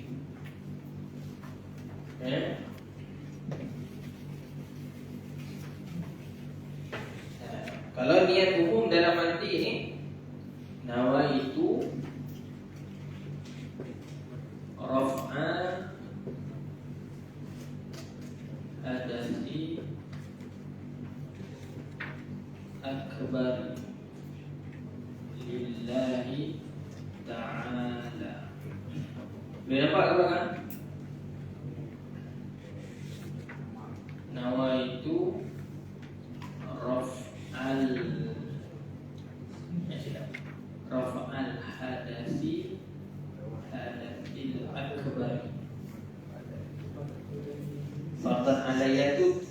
itu tambahan juga. Lillahi ta'ala. Fardan alaiya lillahi ta'ala kan? Habis. Kalau tak sebut apa jadi masalah. Ya. Baik. Ini asas dia. Apa maksudnya? Nawa itu sahaja aku. Cik dulu. Sahaja aku mengangkat. Raf'ah ni mengangkat. Mengangkat maksudnya menghilangkan. Hadas lah. Hadas ni yang 6 sebab tu tadi. Hadas akbar, hadas yang besar. 6 sebab kita tengok atas tu. Lillahi ta'ala, kerana Allah Ta'ala. Ni umum. Tak kisah sebab yang mewajibkan kita mandi tu yang mana satu. Mungkin sebab tu sebab kelahiran ni, mungkin sebab berlakunya persetubuhan, mungkin sebab berlakunya haid, mungkin kerana habis nifas, mungkin kerana melahirkan anak, wiladah, mungkin juga kita memandikan jenazah. Kita lihat saja aku mengangkat anak besar kerana Allah Ta'ala. Tapi kalau jenazah itu sebutlah saja aku mengangkatkan anak besar bagi ini jenazah, bukan kita untuk orang tu. Okey, itu dia. Itu saya sebut awal dulu. Ngelupah 5 yang atas tu, kalau dalam perbahasan tajuk kita sini pasal 14 tu. 5 apa dia? Setubuh, tenggelam air keluar air mani, keluar darah haid, mana bunti darah haid ataupun nifas ataupun melahirkan anak, disebut wiladah. 5 ni kita mandi sendiri. Satu lagi mati, yang itu kita dimandikan. Dia kan? Baik. Ataupun kita memandikan orang. Itu mati. Okey, baik. Ini niat umum. Niat umum. Adapun kalau niat khusus, ya. Kalau niat khusus dia begini.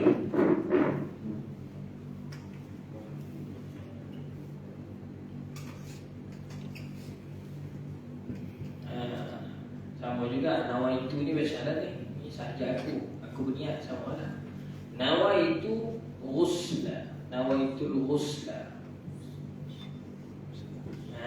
Nawaitul ghusla. Saja aku mandi.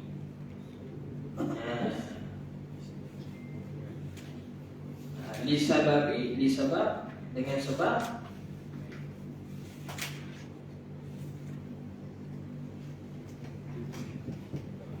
lisababil apa? Lisababil dengan sebab apa? Lisababil haid contoh. Lisababil haidi. Apa tulisan? Saya tak lihat. Sahaja aku mandi dengan sebab haid lillahi ta'ala. Ini nampak sikit. Lillahi ta'ala. Lisababil haidi.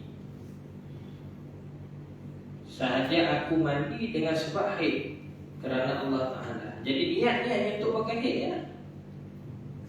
Untuk nifas tak boleh lah pakai niat ini. Kena tukarlah lisababil nifas, lisababil wiladah, lisababil khurujil mani. Apa makna dia?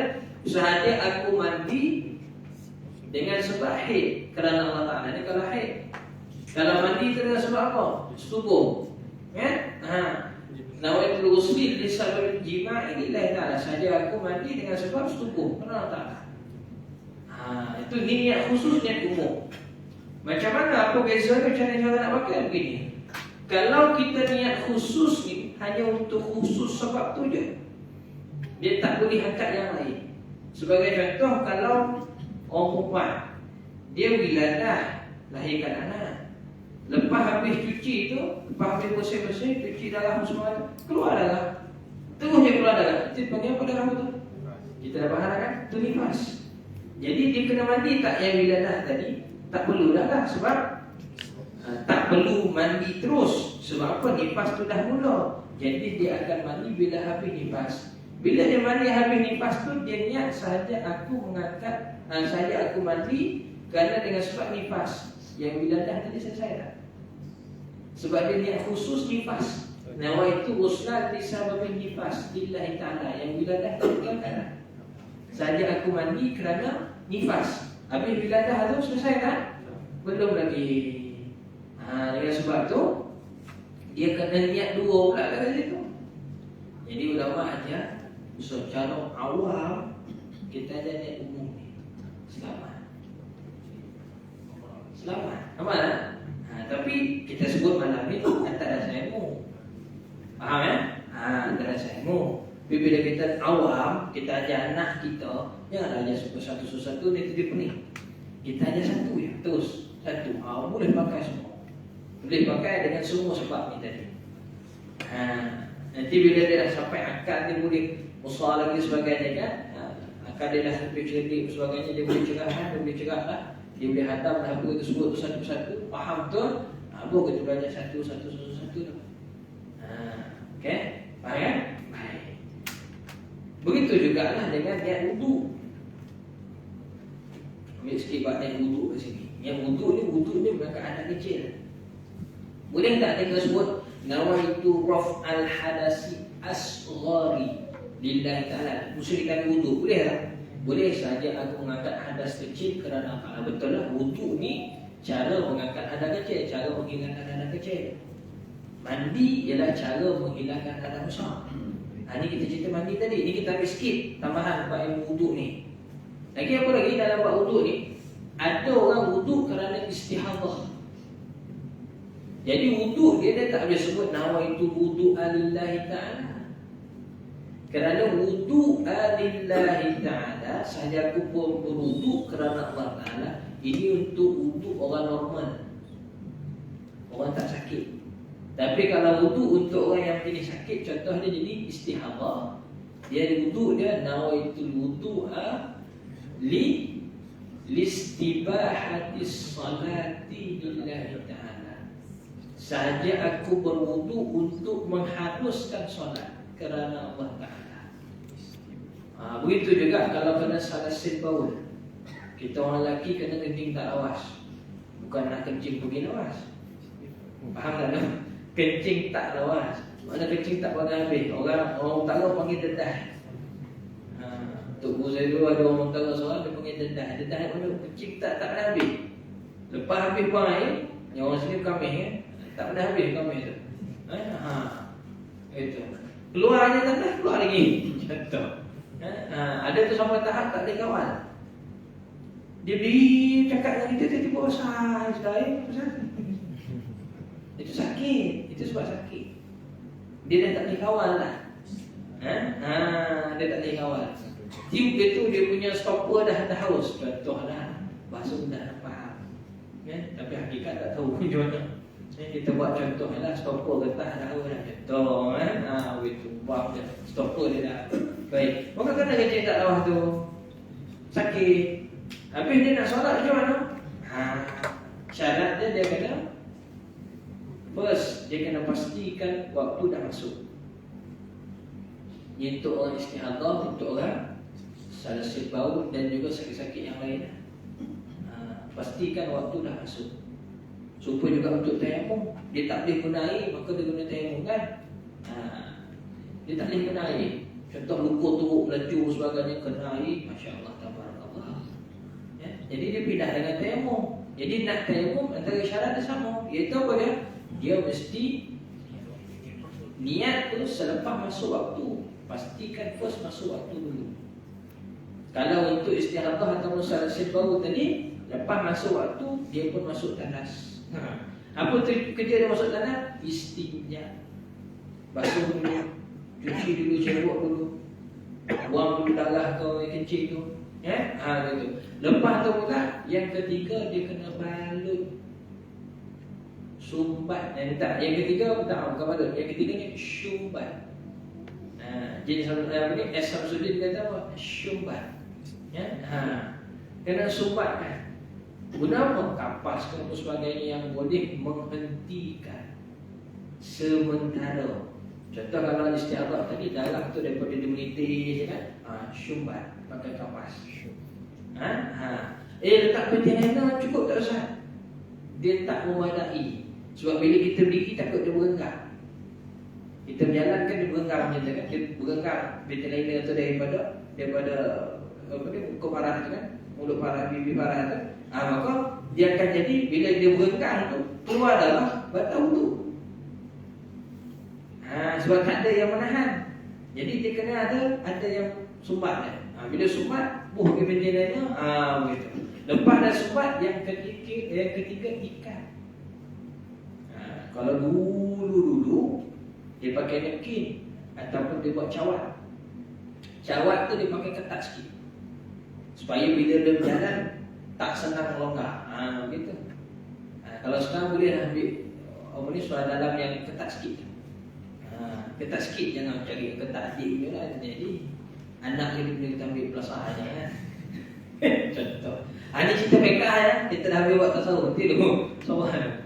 Baik. Lepas tu, maka lepas daripada tu, lepas dia dah buat tadi, dia dah ikat tadi kan. Dia dah ketatkan tadi, barulah dia berwuduk. Baru dia wuduk. Dan ketika dia wuduk tu, dia kena niat nawaitu wudu'a listibahatis salati lillahi ta'ala. Macam tayammum. Nawaitu tayammum listibahatis salat. Apa makna dia? Sahaja aku berwuduk untuk mengharuskan salat. Ini untuk istihadah ataupun salat sunat. Yang normal dia akan buat macam tu lah. Yang normal niat wuduk biasa saja. Nawaitu wudu'a lillahi ta'ala. Yang tak sakit tu biarlah itu semua. Ini kita belajar ni. Mungkin kita tak minta. Sekira kata kena sakit dekat kita dah sedia. Macam tu. Sebab Imam Ghazali kata apa? Orang bersedia dari awal ni, dia akan selesai masalah bila berlaku masalah pada dia. Tapi kalau dari awal dia tak belajar, dia tak buat persediaan daripada awal, maka bila berlaku masalah, masa tu dia akan rasa dunia ni kiamat. Allah Ta'ala. Baik, maka dia niat tu tadi, niat untuk mengangkat hadas kecil, kalau ni wuduk dia lah, ataupun niat untuk listibahatis salat, untuk mengharuskan salat kerana Allah Ta'ala. Tayammum pun begitu juga. Sahaja aku bertayammum untuk mengharuskan salat. Sebab kalau ikut asal dia wuduk dia tu, kalau ikut betul lah, wuduk dia tu bila dia bangkit, dia darah tu keluar, tu wuduk tu batal. Sebab keluar sesuatu daripada dua jalan. Ataupun yang kami tadi keluar daripada sakaran, contohnya, kan dia salah satu daripada dua jalan. Kan benda tu membatalkan wudu. Nanti kita masuk dalam bab batal wudu. Kalau batal wudu, lepas ni lagi dah, insyaAllah. Begitu. Tapi disebabkan sakit tadi, ada dia punya cara keluar, ada jalan keluar dia. Ulama ajar. Baik. Itu batal balik bab mandi tadi. Maka niat dia adalah niat untuk mengangkat hadas besar kerana Allah Ta'ala. Dan mandi wajib ni tadi jika berlaku permasalahan yang tak boleh menggunakan air. Contoh dia apa? Air itu terlalu sikit, atau memang air tak ada, ataupun kena penyakit, maka ganti dengan tayammum. Tayammum yang menggantikan mandi wajib ni kena lumur ke lembu satu badan. Mandi kan lumur air satu badan. Kalau tayammum satu badan juga lah, macam tu lah. Tayammum tetap muka dan juga tangan sampai siku. Tapi kalau tom yam jangan lupa bubuk 5 purut. Itu tom yam. Tak nampak lagi tu. Ada yang tak faham lah, ada tak faham. Sebab ada orang pernah tanya kat saya, Ustaz, macam mana nak buat tom yam tu? Saya kata nak buat tom yam apa? Tom yam siput ke, tom yam campur ke, tom yam ayam ke? Alah yang buat pakai debu tu Ustaz. Tayammum rupanya. Bukan tom yam kecil, tayammum. Tayammum ke Ustaz? Dia dah tanya tu betul, tapi perkataan dia kena salah. Aku kita tersilap. Tengok dah tegang, masuk dah ngantuk. Apa lama sikit. Allahumma salli ala sayyidina Muhammad.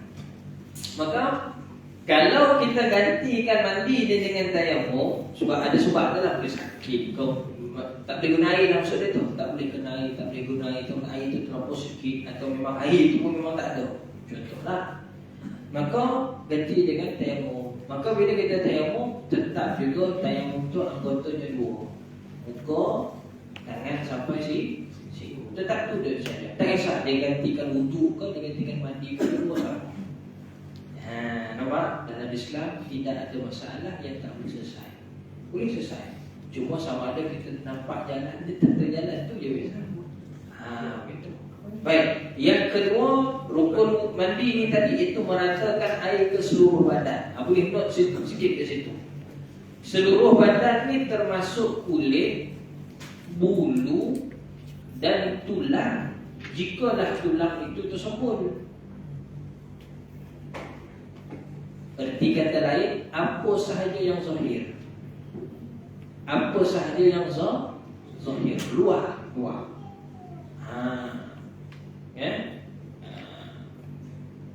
Tekak, kerokok wajib tak kita basuh masa kita mandi? Tak wajib lah, duduk dalam. Yang mulut ni sampai sakat mana? Bibir. Itu yang luar. Lidah macam luar juga Ustaz. Dia selalu menjadi contoh. Nak basuh tak? Jadi tentang dia juga ada dekat dia. Orang tanya soalan dia tu. Jawapannya ialah sekiranya betul dia sakit begitu, maka kalaulah lidah dia tu dah jadi anggota terkeluar dah, maka wajib tak kena dibasuh. Itu saja jawapannya. Walaupun anggota tu lebih. Contoh anggota lebih macam mana? Mungkin jari dada, kita jari 10, dia jari 12. Atau mungkin lebih lagi. Kita kaki 2, dia kaki 3. Allah Ta'ala bagi dah lebih rezeki tu. Orang yang 2, dia 3 lebih rezeki, alhamdulillah. Orang yang 10 jari, dia 12. Ada sampai itu 10 jari, dia 20 jari. Mana satu tu ada anak, dia satu ada anak, dari geng. Tak apalah. Wajib tak basuh yang lebih tu tadi? Wajib juga.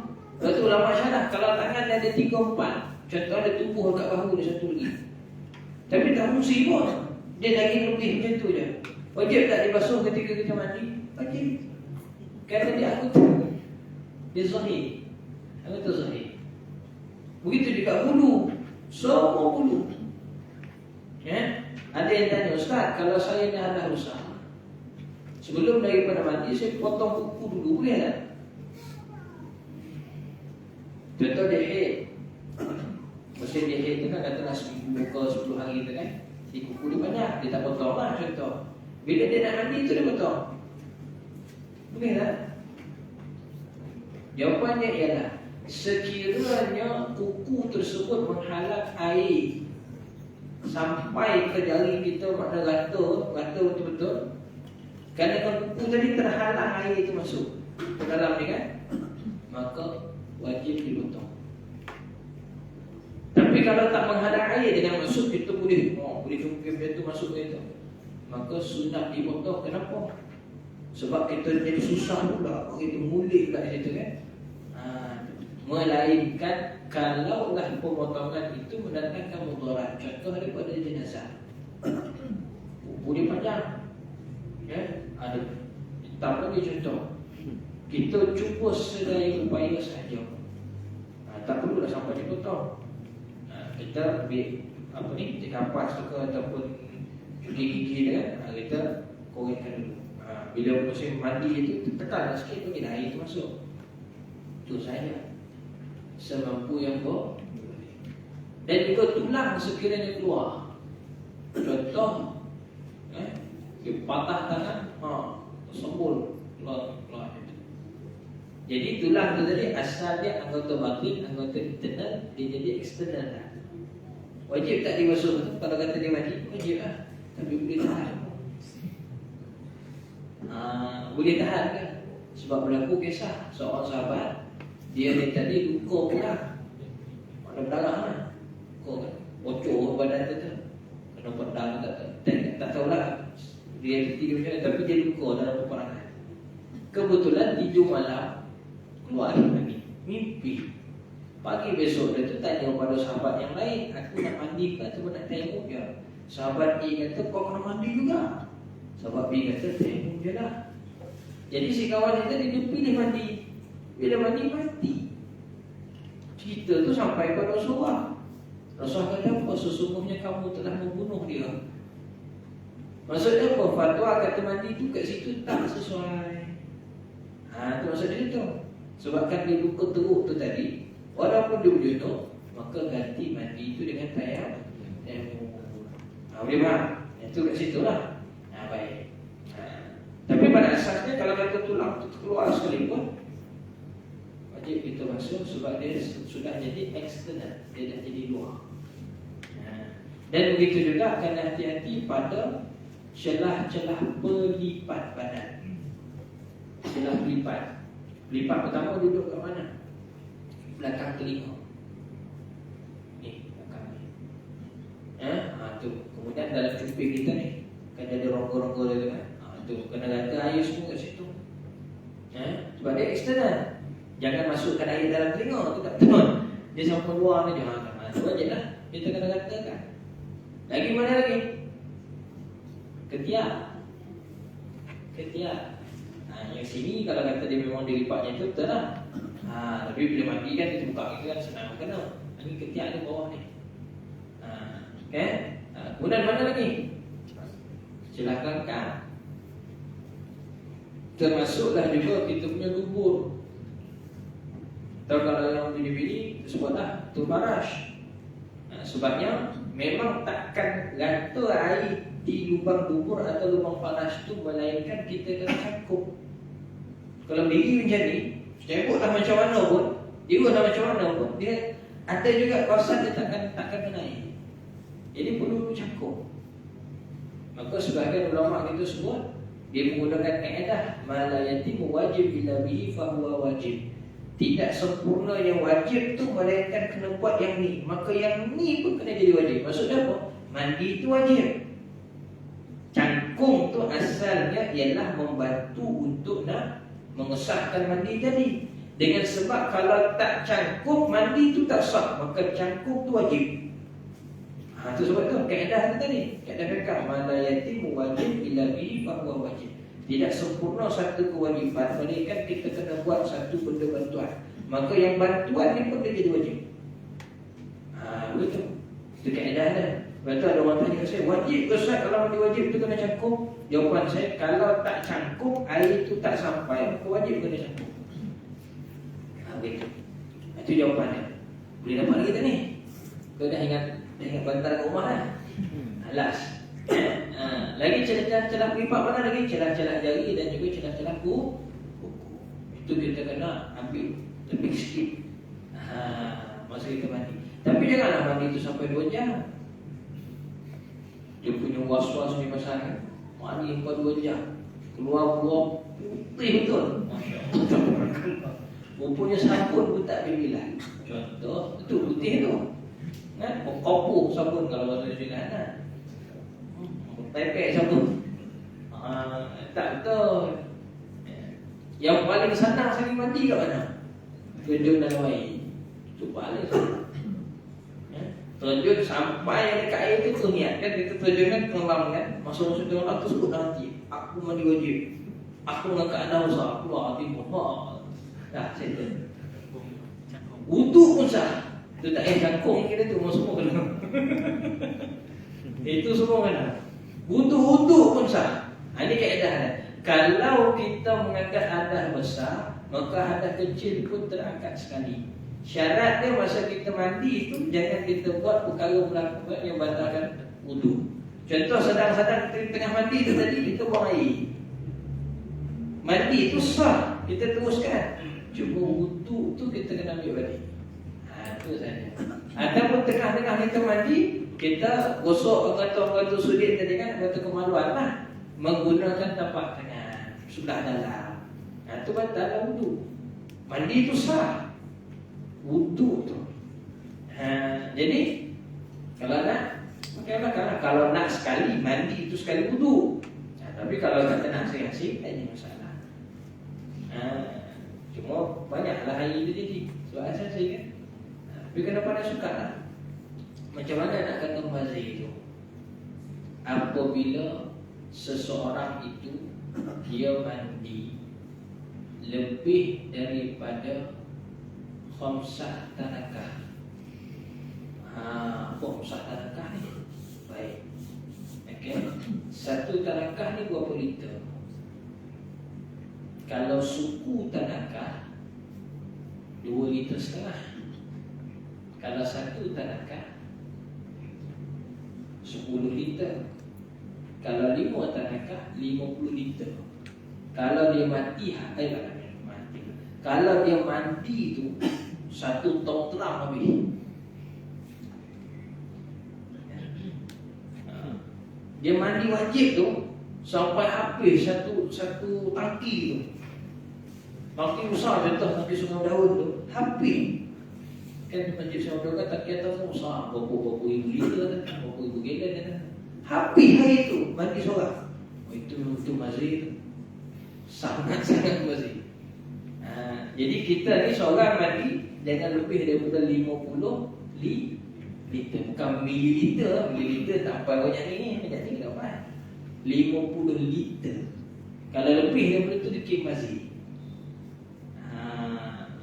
Macam mana nak suka? Cuba kita amalkan. Tak apa, selalu tak ada air kan. Cuba amalkan bila mandi wajib tu sebandi. Cuba macam mana nak buat sah. Kita belajar kan hukum air mutlak macam mana, dua bola macam mana, kurang 2 bola nak buat macam mana. Antara dia boleh kita buat air tu penuh pada mandi tu buat tinggi sikit. Kita mandi tu cangkuk dah siap, anturlah mandi. Dia buat kayu sangat besar lah.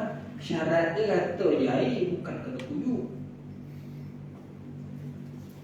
Kan sebut itu menguyupkan air ke meratakan air? Cuba jawab.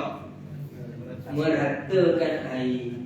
Meratakan air tu macam mana? Kalau kita ambil spray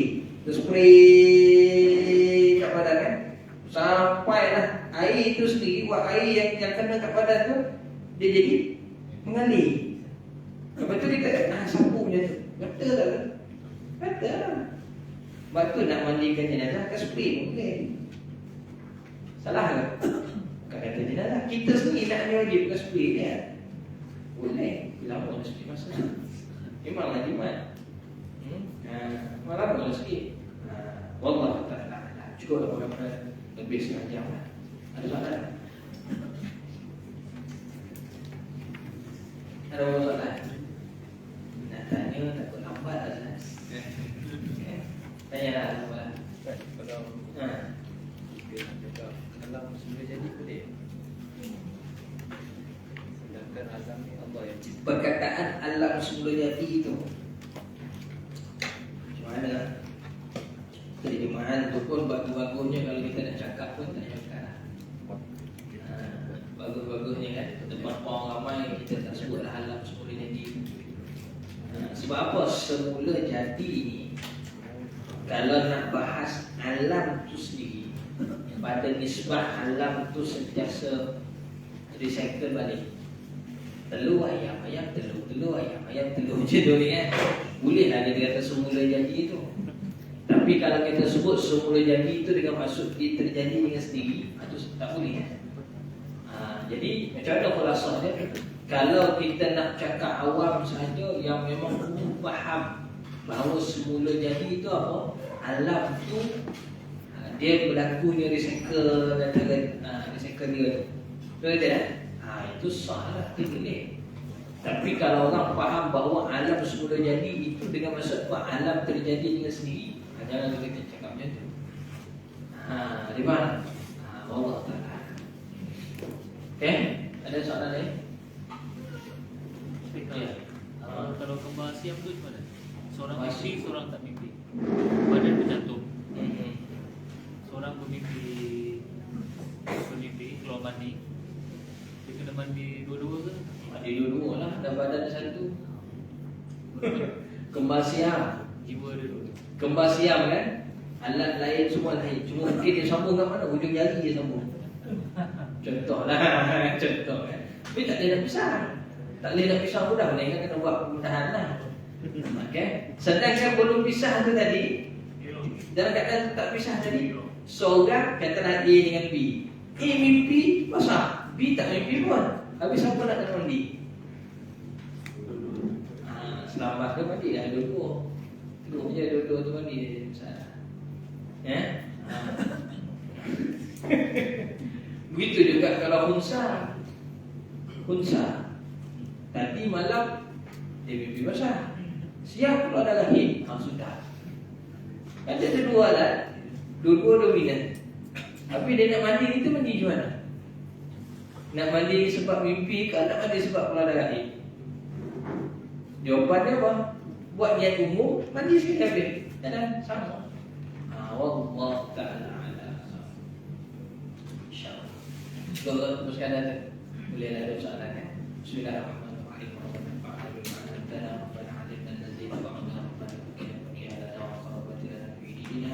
Sallallahu alaihi wasallam Muhammad wa ala alihi wa sahbihi wa sallam. Alhamdulillah. Assalamualaikum warahmatullahi wabarakatuh.